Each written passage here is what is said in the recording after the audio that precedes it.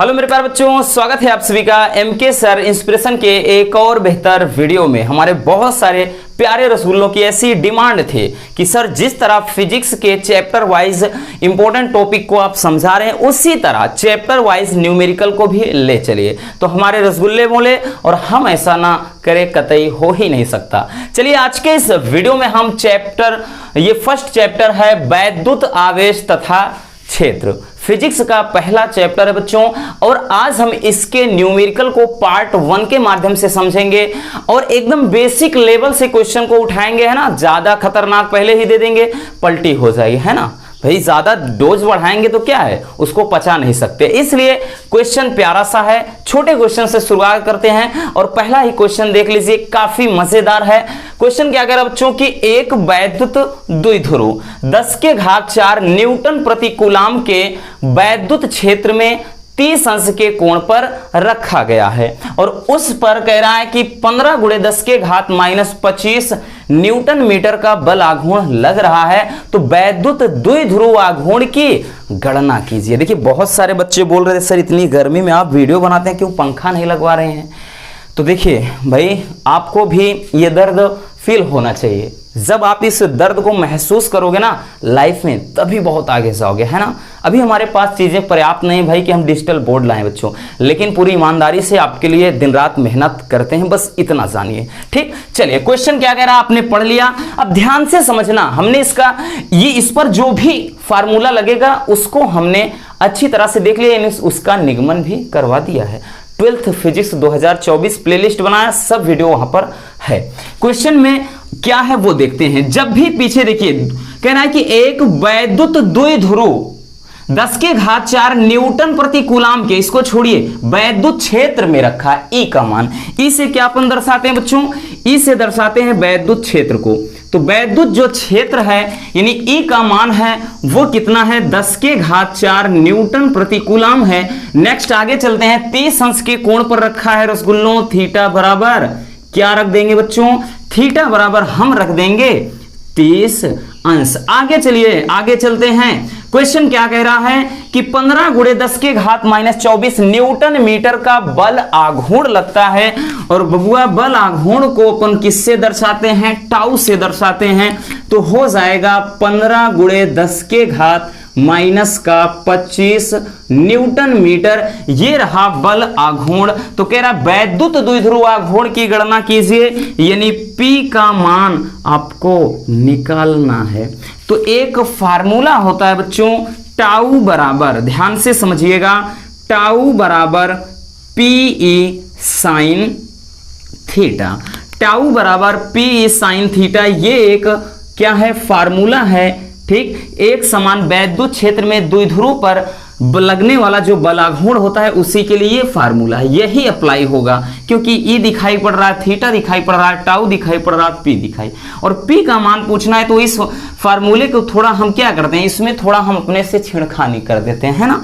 छेड़खानी का मतलब ये है हम P बराबर निकाल लेते हैं बच्चों। तो P बराबर क्या हो जाएगा रसगुल्लों, ये टाउ अपने स्थान पे ही रहेगा और ये पूरा का पूरा यानी इसके नीचे, है ना, मतलब ये पूरा इसके नीचे, टाउ के नीचे आ जाएगा, यानी E sin थीटा यहां पर हो जाएगा, है ना। चलिए अब क्या करते हैं बच्चों, वैल्यू पुट कर देते हैं। P बराबर टाउ का मान कितना है, टाउ का मान है 15 × 10⁻⁻25 अपान ई का मान कितना है बच्चों, तो ई का मान 10⁴ दिया है और साइन 30 अंश, ठीक है ना। देखिए साइन क्या है, 30 अंश, साइन 30 अंश का मान रख देते हैं डायरेक्टली, है ना। साइन 30 अंश का मान कितना, 1/2 हो जाएगा, है ना। ई साइन थीटा, साइन 30 अंश का मान रखे हैं 1/2। ठीक, अब देखिए एक चीज ध्यान देना, ये बटे का बटे है तो इसमें गुणा हो जाएगा बच्चों, ठीक है ना, कटेगा नहीं कि ऐसे काट देंगे। ठीक, तो P बराबर क्या हो जाएगा, ये हमने बताया ना, इसमें गुणा हो जाएगा, ये हो जाएगा 30 × 10⁻⁻25 हो गया और अपान है नीचे कितना, 10⁴ हो गया है। ठीक, इसको हम कैसे लिख सकते हैं बच्चों, P बराबर लिख सकते हैं, ध्यान से समझिएगा, ये ऊपर जाएगा -4 हो जाएगा, तो लिख सकते हैं 30 × 10⁻⁻29, 25 4 29, क्योंकि -4 हो जाएगा। तो इतना लिखिए, या फिर इसको हम बच्चों p बराबर कितना लिख सकते हैं, 3 गुणे 10 के घात माइनस का 28, यानी कोटिमान के रूप में। अब देखिए वैद्युत द्विध्रुव आघूर्ण है तो इसका मात्रक हो जाएगा कूलाम मीटर, सेंटीमीटर मत समझिएगा, सी बड़े में है यानी कूलाम मीटर। यही बच्चों क्या हो जाएगा, आपका राइट आंसर हो जाएगा। आई होप कि बहुत ही अच्छी तरह से ये समझ में आ गया होगा, है ना। मजेदार न्यूमेरिकल है बच्चों, ठीक। तो बहुत ही सिंपल तरीके से आप अच्छे से क्वेश्चन को पढ़ेंगे, उसके बाद वैल्यू क्या करेंगे, पुट करेंगे, देन आप इजिली इसको सॉल्व कर सकते हैं। उसके अलावा कुछ भी नहीं होता, फालतू का डर होता है बच्चों में और कुछ भी नहीं। चलिए इसको स्क्रीनशॉट कर लीजिए, उसके बाद हम नेक्स्ट न्यूमेरिकल को फोड़ते हैं। तो चलिए अब हम देख लेते हैं बच्चों दूसरा क्वेश्चन। दूसरा क्वेश्चन क्या कह रहा है, ध्यान से देखिएगा। कह रहा है कि एक अनंत लंबाई के समान रूप से आवेशित सीधे तार का रेखीय आवेश घनत्व 4 गुणे 10 के घात -3 कूलाम प्रति मीटर है। देखिए यहां सेंटीमीटर मत समझ लेना, बड़े में सी है कूलाम प्रति मीटर। और तार से कह रहा है 4 सेमी की दूरी पर वैद्युत क्षेत्र की तीव्रता आपको ज्ञात करना है। देखिए बच्चों सीधी सी बात, एकदम सिंपल सा फंडा है, मेहनत करिए, ठीक। आगामी एग्जाम के लिए दिन रात एक करना पड़े करिए। ये बहाने बिल्कुल फालतू के बहानेबाजी मत करिए कि गर्मी है पढ़ाई नहीं हो सकती। इतने गर्मी में हम भीग रहे हैं, आपको पढ़ा रहे हैं, ठीक। तो आपको ये चीज करना पड़ेगा, आपके लिए मेहनत कर रहे हैं, क्योंकि जब भी आप 90% के प्लस लागते हैं ना भाई, कहीं आपसे ज्यादा हमें खुशी मिलती है, गर्व होता है कहीं बताने पे कि हमारा रसगुल्ला, हमारा पढ़ाया हुआ स्टूडेंट इतने % मार्क गेन किया है और लाइफ में बहुत कुछ अचीव करेगा, ठीक। इसलिए आपको रुकना नहीं, जम के मेहनत करना। अदरवाइज बच्चों जब तक आप एकदम बेरोजगार पड़े रहोगे ना, दुनिया गाली देगी, यहां तक कि भाई धरती आसमान भी तुमको गाली देगा, रे यार कहां का बोझ हम ढो रहे हैं, है ना। इसलिए बेसिक चीजें हैं, जानना जरूरी है, ठीक। तो चलिए कह रहा है क्वेश्चन की एक अनंत लंबाई के समान रूप से आवेशित सीधे तार का, कह रहा रेखीय आवेश घनत्व, इसका भी डेरिवेशन कराया है, अनंत लंबाई के रिज रेखीय चालक के कारण वैद्युत क्षेत्र की तीव्रता। तो कह रहा है कि रेखीय आवेश घनत्व जो दिया है बच्चों, यानी ये दिया है लेमडा का मान, रेखीय आवेश घनत्व दिया है 4 गुणे 10 के घात -3 कूलाम प्रति मीटर। आगे कह रहा है तार से 2 सेमी की दूरी पर वैद्युत क्षेत्र की, तार से 2 सेमी की दूरी पर, यानी R का मान दे रखा है बच्चों 4 सेमी दिया है, 4 सेमी की दूरी पर। देखिए 4 सेमी है, इसको अपन मीटर में बदल लेते हैं, 4 गुणे 10 के घात -2 मीटर, ठीक। बिना मीटर में बदले काम नहीं होगा, क्योंकि देखिए यहां पर कूलाम प्रति मीटर है, अगर कूलाम प्रति सेमी होता तो सेमी में काम चल जाता है ना। ये चीज ध्यान देना बेहद जरूरी है। तो कह रहा है वैद्युत क्षेत्र की तीव्रता ज्ञात करना है बच्चों, यानी आपको निकालना है ई का मान, ठीक। अब ध्यान से देखिएगा फार्मूला क्या होता है। देखिए बहुत सारे बच्चों को तो फार्मूला ही नहीं पता, पूरे फिजिक्स का फार्मूला हमने एक अलग वीडियो बनाया है, 12th physics all chapter formula, ऐसा सर्च करेंगे हमारी वीडियो मिल जाएगी, देख लेना अगर आपको दिक्कत होती है। बाकी जिन्होंने पढ़ा कोई प्रॉब्लम नहीं होनी चाहिए। अब देखिए फार्मूला यहां पर जो लगेगा रसगुल्लों, वो लगेगा E बराबर 1/4 pi epsilon not 2 lambda upon R। ये फार्मूला होता है, ठीक है ना। ये क्या है बच्चों, फार्मूला होता है जब कोई अनंत लंबाई का रिज रेखीय धारावाही चालक होता है, उसके कारण वैद्युत क्षेत्र की तीव्रता के लिए, ठीक। हम क्या करते हैं, वैल्यू पुट कर देते हैं, E बराबर सम्मान रख देते हैं बच्चों, ध्यान से देखिएगा 1/4 पाई एप्सिलॉन नॉट, कूलाम नियतांक है ना, ये कांस्टेंट है, यानी 9 गुणे 10 के घात 9 इसका वैल्यू होता है बच्चों, आप सबको पता होगा, जिन्हें नहीं पता ध्यान से समझिएगा। 1/4 पाई एप्सिलॉन नॉट का मान इतना होता है, और 2 हो गया यहां पर लेमडा का मान दिया है बच्चों 4 गुणे 10 के घात का -3, और नीचे क्या रखेंगे रसगुल्लों, हम नीचे रख देते हैं भाई R का मान 4 गुणे 10 के घात का -2 हो गया, ठीक। इसको काट देते हैं, देखिए सिंपल सी बात है भाई, 4 से 4 कट गया है ना। अब देखिए यहां से अब क्या करेंगे, E बराबर ये आ गया भाई, गुना करा देते हैं, 9 दूने 18 हो गया, गुणे 10 के घात, भाई 9 में से 3 गए कितना, 6 हो गया। या इसी को हम कोटिमान के रूप में लिखना चाहें, वो एक मिनट भाई 9 में से 3 गए 6 हो गया, और ऊपर बबुआ इसको भी भेज देंगे तो ऊपर भाई 10 के घात 2 है, ऊपर जाएगा ये -2 है तो ऊपर जाएगा प्लस का 2 हो जाएगा, यानी ये बन गया 18 गुणे 10 के घात 8।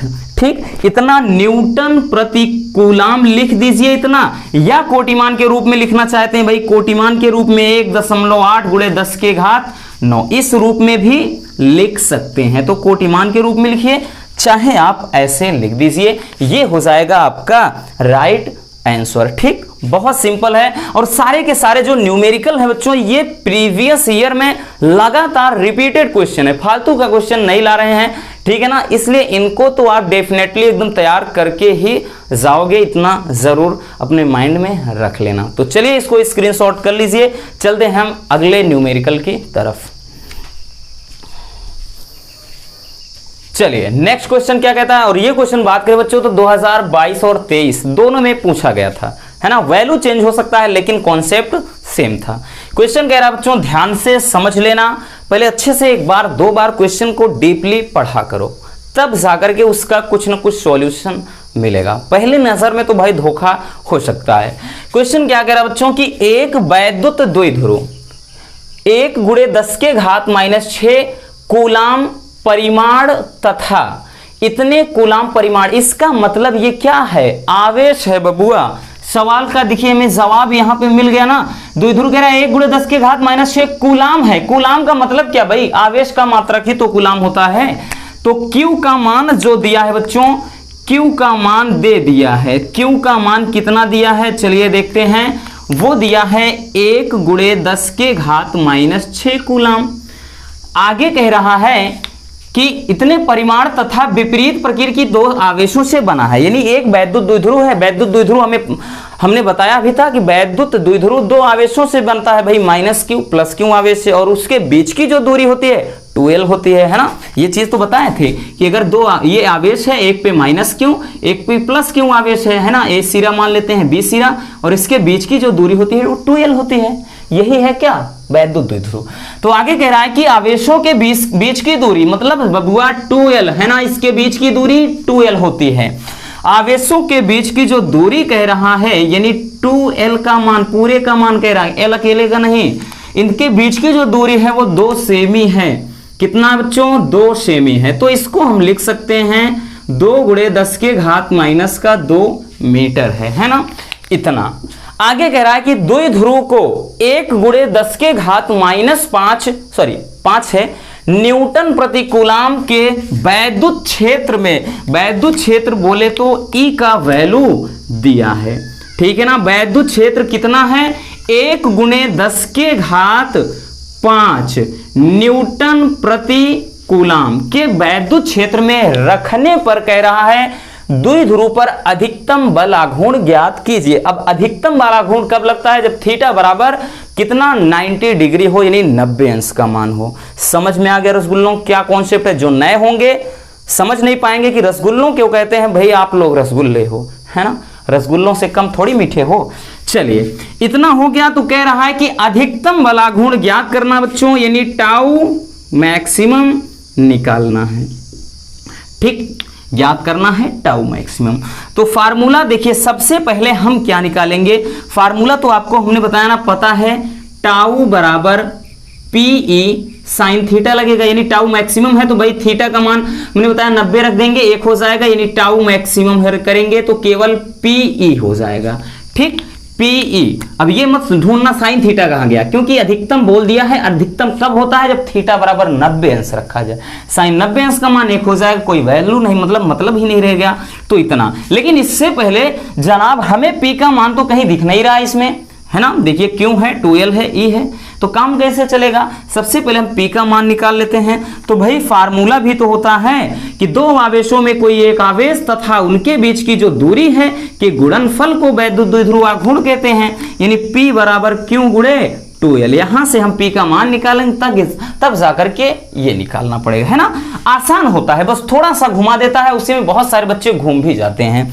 तो यहां से निकालेंगे बच्चों P बराबर Q का मान 1 गुणे 10 के घात -6 2L पूरे का मान है 2 गुणे 10 के घात -2, तो ये निकल कर आया 2 गुणे 10 के घात -8 कूलाम मीटर, ये P का मान निकल आया। अब हम रख देंगे इस पर, तो क्या हो जाएगा टाउ मैक्सिमम यानी अधिकतम बलाघूर्ण हो जाएगा P का मान 2 गुणे 10 के घात -8 हो गया रसगुल्लों। और उसके बाद E का मान कहाँ है, ये दिया है 1 गुणे 10 के घात 5, ठीक, न्यूटन प्रति कूलाम है। तो ये हो जाएगा भाई, गुना कर देंगे, 2 एकम 2 हो गया, गुणे 10 के घात 8, देखिए माइनस में है और ये +5 में है, तो 8 में से भाई 5 गए 3, लेकिन संख्या ये वाली बड़ी है तो इसके आगे का चिन्ह लग जाएगा ये। इतना क्या हो जाएगा कूलाम, सॉरी इतना न्यूटन मीटर का बलाघूर्ण लगेगा, यानी टाउ मैक्सिमम इतना हो जाएगा, है ना। तो यही क्या हो जाएगा बच्चों, यही आपका राइट आंसर हो जाएगा। ठीक, समझ में आ गया। तो चलिए इसको भी स्क्रीनशॉट कर लेते हैं, उसके बाद हम नेक्स्ट क्वेश्चन को देख लेते हैं, ठीक है ना।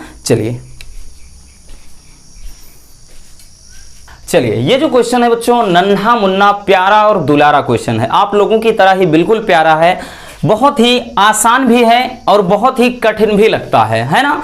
इसको सीखना बहुत ज़्यादा ज़रूरी है, क्योंकि ये न जाने कितनी बार पूछा गया है, बहुत बार ये आपके ऑब्जेक्टिव क्वेश्चन में पूछा गया है और न जाने कितनी बार 1 लाइनर 1 नंबर में पूछा गया है। तो इस क्वेश्चन को भी भाई हम नज़रअंदाज नहीं कर सकते हैं, भले छोटा सा है लेकिन क्या है, खोटा है, इसलिए इसको सीखना बेहद ज़रूरी है।